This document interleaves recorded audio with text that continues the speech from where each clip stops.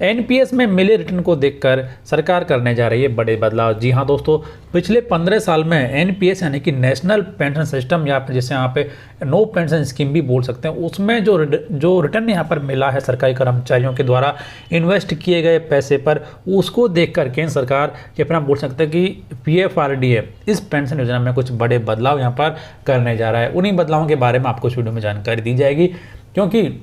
लगभग 35 लाख से अधिक ऐसे सरकारी कर्मचारी हैं जो कि एनपीएस में कवर्ड हैं, और सरकारी कर्मचारी भी ये जानते हैं कि एनपीएस में उन्हें पेंशन की कोई गारंटी नहीं मिलती है। इसीलिए सरकारी कर्मचारी और कर्मचारी संगठन पुरानी पेंशन योजना को फिर से बहाल किए जाने की मांग कर रहे हैं। और अब सरकार भी ये मान चुकी है कि एनपीएस में कोई अच्छा रिटर्न नहीं मिल रहा है, क्योंकि पिछले 15 साल में जो रिटर्न यहाँ पर इन्वेस्ट किए हुए पैसे पर मिला है, उसको ध्यान में रखते हुए सरकार एनपीएस में बदलाव करने जा रही है। तो इस खबर के अनुसार रिटायर्ड लोगों को सरकार जल्द ही बड़ी राहत देने पर विचार कर रही है। पेंशन फंड नियामक व विकास प्राधिकरण यानी कि पीएफआरडीए पेंशन भोगियों को अपने पेंशन फंड में से अधिकतम 5 लाख रुपए तक निकालने की सुविधा दे सकता है। मौजूदा समय में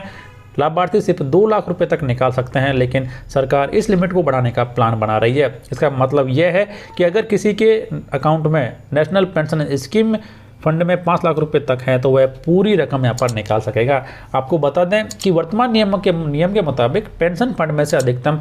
60% राशि ही निकाली जा सकती है, और जो 2 लाख रुपए से अधिक नहीं हो सकती है। इसके अलावा शेष 40% राशि एनपीएस में ही रखनी पड़ती है, जिसे सरकार अपने हिसाब से निवेश करती है और खाता धारक को पेंशन देती है। लेकिन अब यहाँ पर जो 40% पैसा इन्वेस्ट किया गया था, उस पैसे पर सिर्फ 5.5% के हिसाब से ही यहाँ पर रिटर्न मिला है। और उस रिटर्न को देखते हुए सरकार ने यह फैसला लिया है कि जिन कर्मचारियों के खाते में 5 लाख रुपए तक की राशि है, वो पूरी राशि एक साथ में कर्मचारी निकाल पाएगा, यानी कि उसे यहाँ पर एन्युटी में इन्वेस्टमेंट करने की बिल्कुल आवश्यकता नहीं रहेगी। और यहाँ पर सूत्रों के मुताबिक अगर पेंशन फंड में पूरे 5 लाख रुपए हैं, तब भी उससे मिलने वाला मासिक पेंशन इतना कम होगा कि वह पेंशन भोगी की मासिक जरूरतों को पूरा करने में कतई सक्षम नहीं हो सकता। ऐसे में बेहतर है कि यदि उसे पूरी रकम निकाल लेने और किसी ऐसी जगह निवेश करने की आज़ादी दे दी जाए जहाँ से उसे एनपीएस के मुकाबले अच्छे रिटर्न मिल सकता है। यानी कि अब पीएफआरडीए जो कि एनपीएस का मेन रेगुलेटर है,